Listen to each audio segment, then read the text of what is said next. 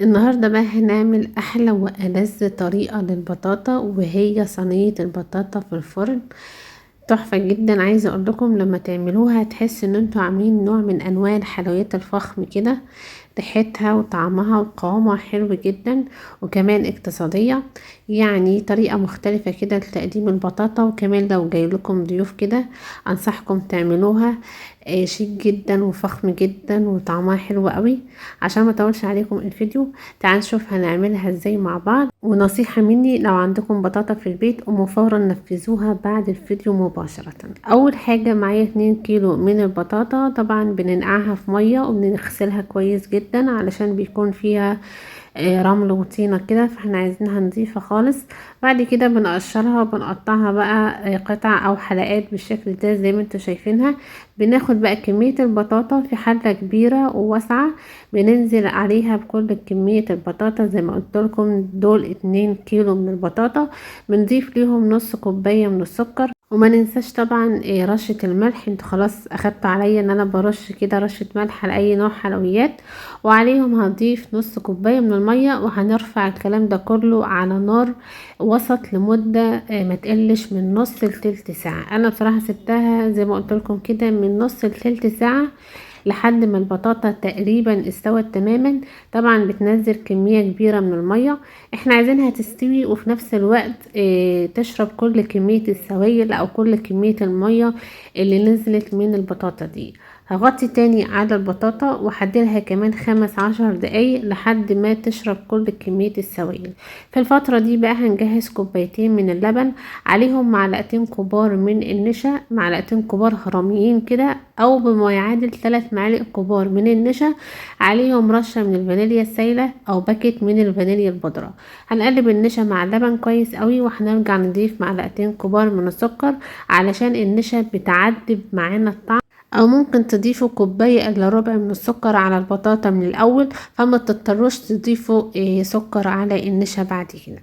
هنا خلاص البطاطا استوت معانا لحد زي ما انتم شايفين، اتهرست كمان من السوا وشربت كل السوائل او المية الزيادة اللي بتنزلها اثناء التسوية.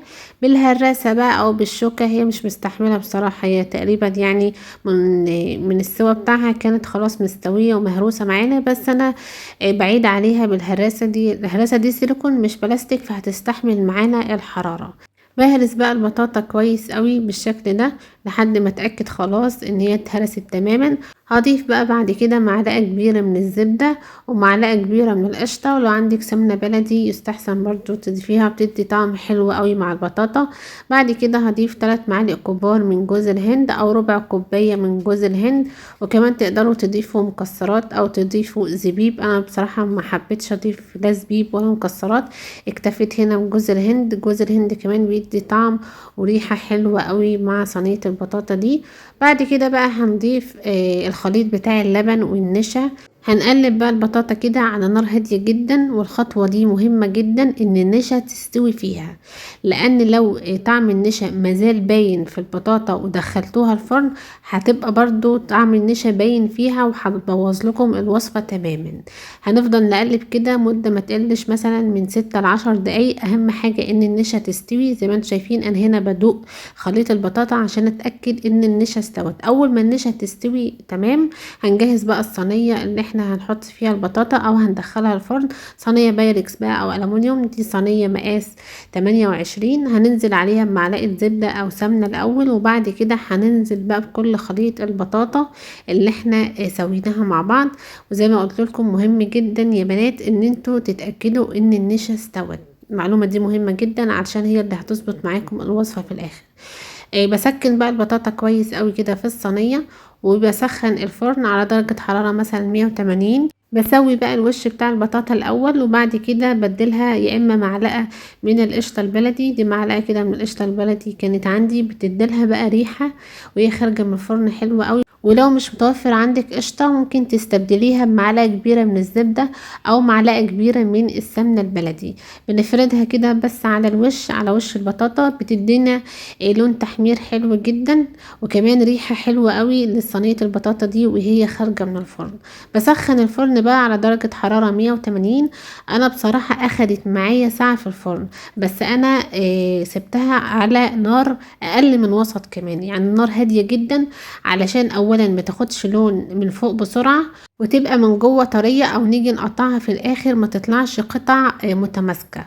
فانا بصراحة اديت لها ساعة في الفرن على نار هادية اقل من وسط، لحد بقى ما خدت لون التحمير الحلو ده. بنسيبها بقى تبرد تماما. انا بصراحة ما دخلتهاش التلاجة، لو انتوا حابين تقدروا تدخلوها التلاجة قبل ما تقطعوها، او تقدموها مثلا ساعة كده او ساعتين قبل التقديم، لكن انا بصراحة سبتها لحد ما بردت خالص واخدت درجة حرارة المكان المطبخ يعني.